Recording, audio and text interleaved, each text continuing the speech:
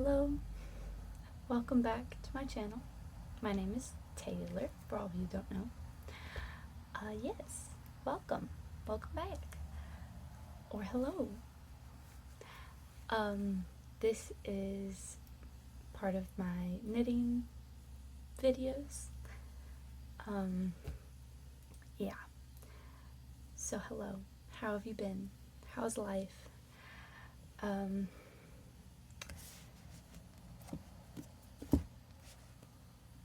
I don't have much to say on that. Just been trying to go with the flow, I suppose. But yes, I hope you all have been doing very well. And good morning or afternoon or evening to you. It's morning for me. So I got a little bit of just woke up voice, and I apologize. But yeah, this, we'll just kind of jump into it. What are we here for? We're here for the knitting. So, first off, I have a finished object that I'm wearing. I did not weave in the ends on the hands yet, but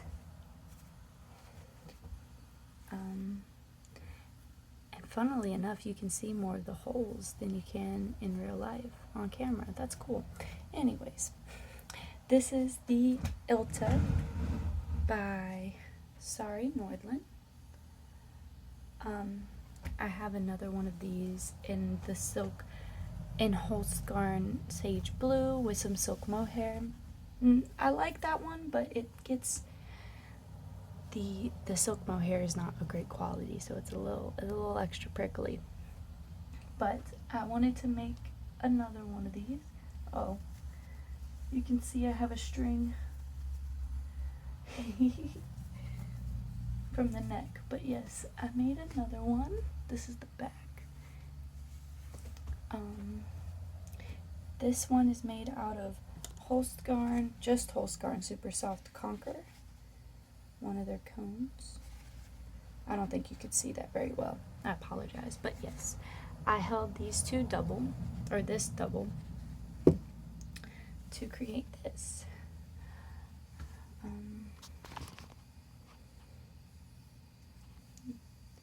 Yeah, I'm very happy with it. I went for the size number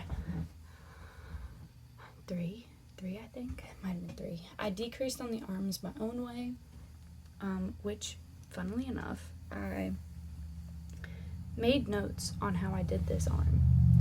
But when I went to do this arm, it still ended up just the tiniest bit tighter. I don't know if I want to go back on it or if I just want to keep it, because you can't really, I mean, when it comes down to it, okay, now that I've said something about it, you can tell a little bit more, but but that's that. We have a finished object. Yeah, I really like that pattern. It's very quick. It's a very quick knit.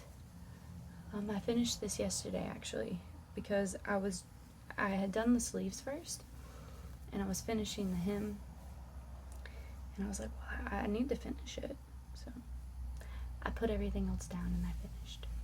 So yeah, something about this yarn too, if you get some, they don't wash out the spinning oils in it, so when it's not washed, it's kind of crunchy. Like, it feels like crunchy. Like, it feels stiff. But once you wash it, it blooms up really nicely and gets softer. Not the softest wool, not merino, but it's softer. I did knit this on the regular needles called for, so you know, you got some holes, but honestly it bloomed out really nice. Yeah, so I'm really happy with this. Let's see, I've also, going into works in progress now, been working on some socks that it's really hard to show you, but socks. I just picked up to do the foot. This is, I'm sorry, I should probably hold it like this. This is the foot, or the leg part, I'm sorry. I did the heel, which is from Knitting Traditions Morse heel pattern. So it's an old heel pattern. It's old. It's been used a long time. I don't think I did it great, and when I say that, I mean, like, I don't know. I don't think it's bad. It's just a little bit more holy than I was expecting. Like, it has more holes. I could always go back and, like, stitch some extra in it, but it's a really cool heel. I like it a lot. Yeah, so I just need to knit the foot, and then probably do, I don't know if I want to do a round toe or the Kitchener stitch. I don't know. What I'm worried about is doing a second sock that's exactly like it. I'm doing this on the Chagu small needles, knitting circulars. This is a size US 0, if I'm not mistaken. Yeah, US size 0, 2 millimeter. So small guys, but I wanted a tight gauge, so that's why I went a little extra small. Yeah, that's out of the Malabrigio sock. I really like the way the colors are playing together. Really pretty. Okay, so yeah, that's where we are on that. Let's go into my disappointment. My disappointment sweater.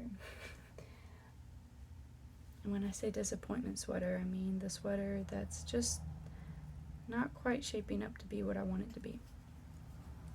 It's not the pattern, just the yarn. It's the November sweater by Sari Nordland. I'm making it out of a hand spun from the UK. And as I said in my last video, it's prickly. I'm pretty good, like, prickle factor wise. Like, I like a little bit of friction on my skin. It helps me be aware of, like, my body, and that's a whole other video. But, like, yeah, I like this. Like, I like a little bit of, a little bit of scratch. A little bit is fine for me. It's not, like, too much. But this yarn, this stuff, it's so soft in your hand. It really is. And I don't know, it's so prickly. It's so prickly. So I'm not really sure what I'm gonna do with it now. I should probably finish the sweater just to at least finish the sweater. But I don't know. I just don't. Maybe I should just chill out, do it, and wash it. I just don't have. I have a sneaking suspicion that washing it is not going to get this prickly factor out. It's so prickly. It's like, I don't know, like it kind of makes me sad. I do feel like it would make a good shawl. If I do want to take it apart. It would have to be a really simple shawl, because like I've said previously about this yarn, it's hand spun and it's not the most even spin. or ply or what have you. There's parts of smaller and bigger, and it's just, I don't know, you can kind of see there. You see how like thin that is and thicker. So whatever pattern, if I do decide to take it apart and redo it, it would have to be okay with that. So yeah, a little upset about that one, but oh well. I have plenty of it still skeined, not balled up, so I have plenty to work with. But yeah.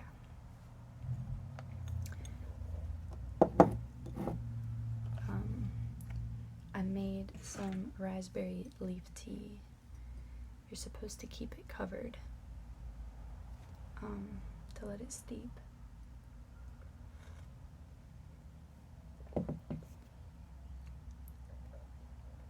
It's good.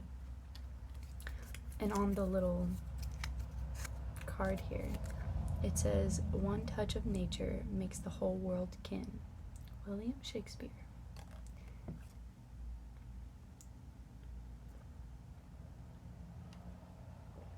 So yeah, that's the update on that one. I think I told you guys this. I had worked up most of the back part of the Vulcan, and then when looking at it, the pattern was like lopsided, like it was weird.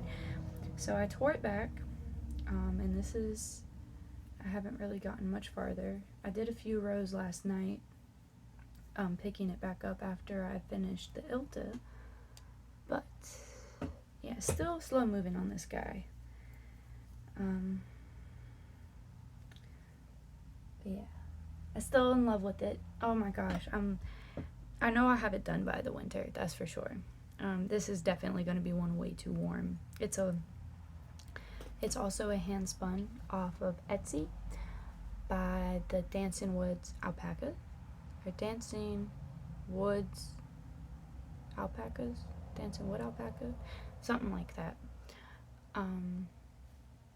I don't think she has any yarn at the moment. I think she just has roving in her store at the moment, but I love her stuff. I think it's so nicely done. There's really hardly ever any blips that are wrong. I mean, out of this whole thing, I think I've had like one spot with like blips, and you can't even find it again, so I love it. It's also really soft. An alpaca, 70% alpaca, 20% Cordell wool, and 10% silk. 70, 20, 10, yep, 100%. So yeah, that's the Vulcan. Still slow moving on that guy, not much to say. And I did cast something else on. And you might be wondering, well, where'd this yarn come from? I'll tell you in a second. This is the November sweater again. I love the pattern so much. So I was like, basically I frogged the Sunday sweater. Well, most of it. This is what's left of it. That's it. It's not a bad thing. I'm happy about it. I put it on, the Sunday sweater, I put it on the other day. Just out of like boredom, honestly, not wanting to touch any of my other projects. I put it on and I was like, I like this pattern a lot, but I just don't love it on me. It's just, I just don't love it on me. And with the way that the other November sweater has been shaping up to be, I was like, well, I know what I could use it for. And I had 3 other skeins of the wool I used. Let me actually go grab it. Thank you for your patience. Yes. So this is a non-superwash. It says naturally dyed, but I think it literally means like not dyed, because she Naturally Dyes Yarn. She's also off of Etsy. Bone and Birch Needleworks. So yeah, this is a non-superwash Romblot. Yeah, that's the type of sheep there. 275 yards. The colorway is bare bones, meaning it's undyed. That was her name for it. So I had 3 skeins of this left, and I had everything that was in the Sunday sweater. So I decided to cast on the November sweater again. And this is where I'm at. I've broken for the arms a few rounds ago. I'm gonna knit the body just a little bit. I haven't decided if I want to go back and knit the sleeves first and then finish the body. I think that's what I do. That might be what I do. I really liked doing it for the Ilta here. Finishing the sleeves first is just, I don't know, it's nice. So that might be what I do. But yeah, the great thing about this color is if I do decide I wanted a different color, it's undyed, so it'll be really easy to dye the whole thing again. I would probably use Rit dye.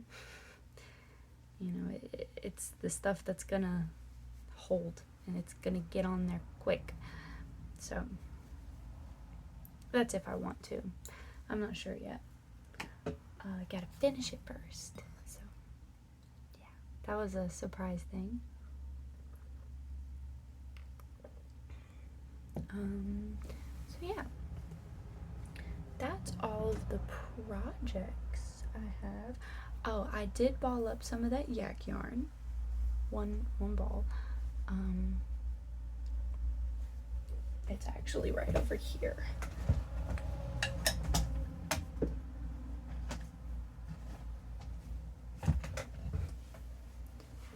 That yak yarn I had in the last video. This is going to be the champagne cardigan. So I might finish the November sweater out of this, and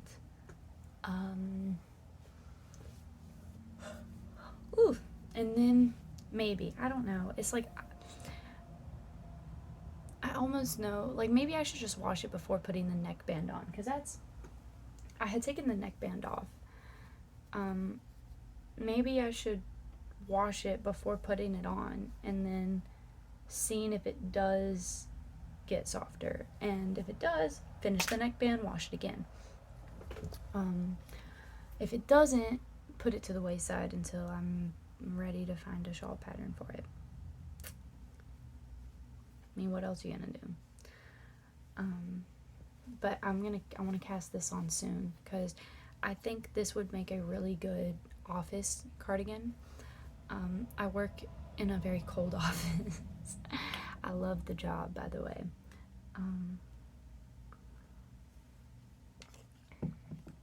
But the lady I work for, she's going through the change, so it's always cold. So even in the summer, I'm gonna be bringing sweaters, which is fine. I just made a new one. Oh shoot, it's fine for me. So yeah. I think this would make a really good cardigan for work. I just see this brown color being something I can wear with all of my jeans. You know, any t-shirt, it's gonna be a good one. I do think I'm gonna go with wood buttons instead of the pearl abalone shell ones I have, just to keep the brown tones uniform. So yeah.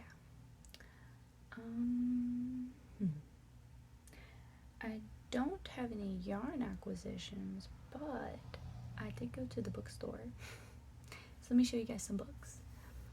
I'm gonna start with this one first. I also got a funky little $100 bookmark.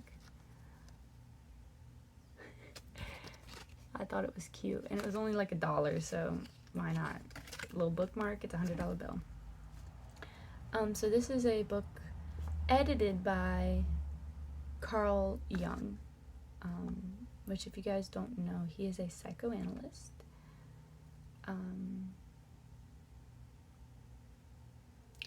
So I'll just read the back really quick. This book, which was the last piece of work undertaken by Young before his death in 1961, provides a unique opportunity to assist his contribution to the life and thought of our time. For it was also his first attempt to present his life work in psychology to a non-technical public.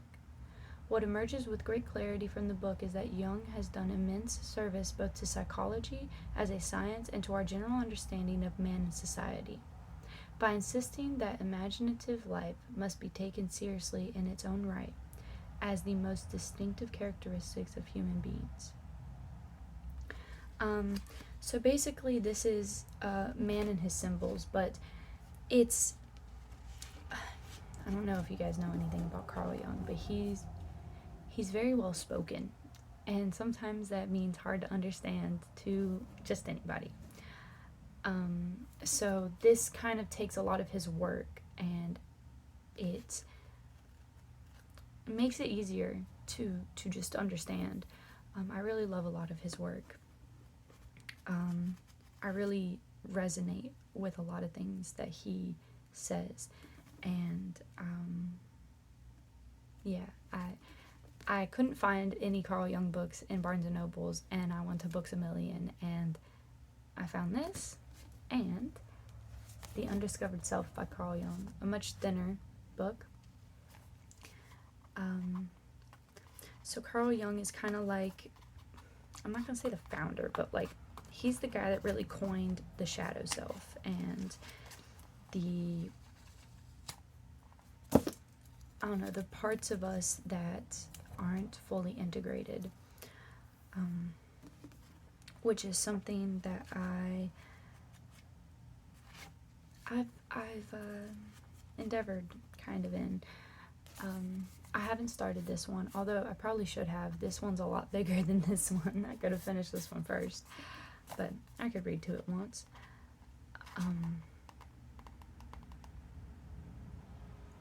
Yeah, he's got some really enlightening stuff, and I really enjoy it. I kind of associate him with, taking responsibility for things. Even if they're not 100% your fault, if you take the responsibility of it, of what it does to you, then you have the power over it to change it. It's kind of that, I'm the master of myself, and no one can make me feel any way, so yeah, I'm gonna have fun diving into these books. I got two more. This is the Little Book of Psychology. Are we true individuals, or do we all conform? What makes us remember, and why do we forget? How can we really measure intelligence? The first thing I opened up on this page, opened up in this book that made me buy it, was how many different ways can you use a toothpick? And it goes, creative minds see even toothpicks as potentially having hundreds of uses. And it's just a lot of psychology stuff, a lot of ideas that, I don't know, just, I never did take a psychology class in school. I should have, but I didn't. And I think this can at least shed some extra light on some stuff that I probably already had an idea of, but never told formally, I guess. Yeah, I think it'll be a fun little book to get through. Even if it's just like one idea at a time, because it seems like each page is its own idea, or maybe every 4 pages is its own idea, and then it goes to the next. So that'll be fun.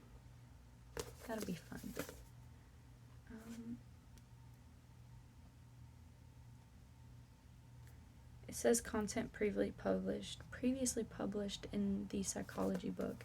Don't know who this is by.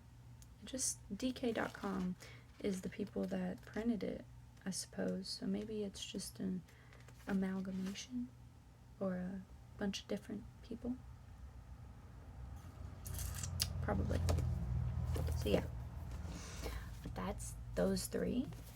And this last one, I really like tarot cards.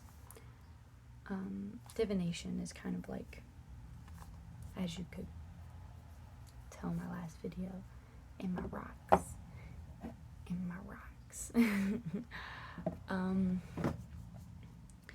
This stood out because this is a tarot deck that I own, but this is the book on each. This is a really cool tarot deck because each card is depicted and made from a ancient story or an old story. And I think that's like really cool. This book is about each story, and it kind of goes a little deeper into the story. In the tarot deck, it has a little book that kind of talks about each story for the card, but this is kind of more of the more of it, I guess. It's just it's the longer version of the story. Like this is the Ace of Pentacles. Although she doesn't call any of these by their tarot name that she has, it's still fun to look through. This is Death, the Death card.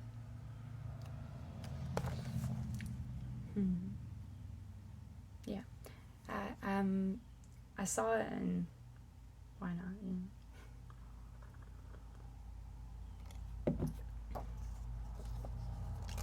Trying to find another really pretty card.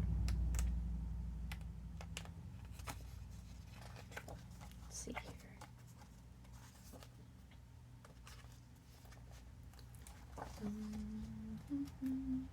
I have one in mind, but I don't think this is the Justice card. If any of you don't know anything about tarot, then that probably none of this makes any sense. There's major arcana and then there's minor arcana. This is the World card. And this is like the Six of Pentacles. That would be a minor arcana. The World would be a major arcana. It's really cool. It's cool for me to try to sit here and guess. Like this is the Eight of Swords. I really enjoy tarot. This is the Fool card. Okay. Yeah. And I've thought about making a video about it, but it hasn't quite come about yet. Yeah. I also want to bring attention to my new plant baby. It's a polka dot plant. Or more formally known as, if you can make that, nope, you can't make that out. Nope, okay. I'm not even gonna try to say it. It's a pink spotted plant that grows quickly, pruned to keep bushy. Cuttings root easily, so if I were to snip it, it would root pretty quick. And when it says prune, the funny part about pruning this plant is you just pinch off the top two leaves to keep it bushier. Yeah, I think it's I'm gonna go grab it. Okay, so yeah, it's she cute, ain't she? This really isn't a great pot for the plant because it doesn't. We drilled a hole in the bottom of it, but it doesn't let water out. Because you have to worry with plants that want water often. If it doesn't drain out the bottom, you have to worry about root rot. But for now, I think it's okay. Yeah, she's a little out there, a little everywhere, but I like it. I like it a lot. Yeah, you can see right here, I pruned it right here, and the little guy is starting to grow right there. So yeah, I should probably prune it down just a little bit shorter. Just a little bit. Like I pruned it here and a little guy growing there. So yeah, I should probably prune it just a little bit shorter to keep it even bushier, but I also don't want to stress the plant out, so we'll leave it. So, yeah. Although I've already kind of been talking, and we're at about 30 minutes, I'm gonna knit a little bit with you, and we can talk about life, because, yeah. So I hope you've been doing well, that life has been treating you all right. We're starting to move into some major energies coming into the summer here. There's eclipses and retrogrades and all kinds of stuff. So if things start to feel rougher, just remember to breathe.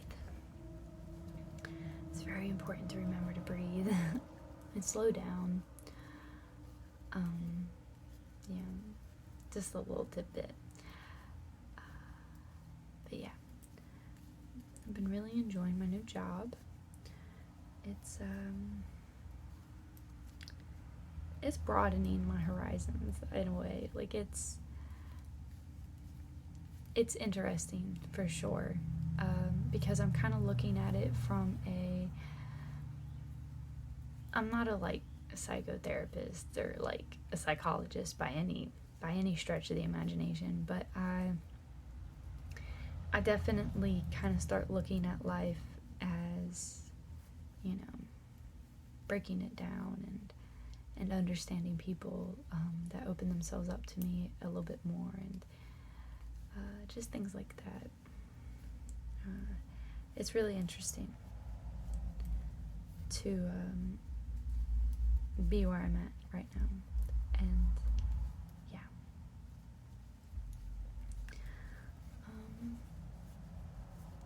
Fun news, kind of.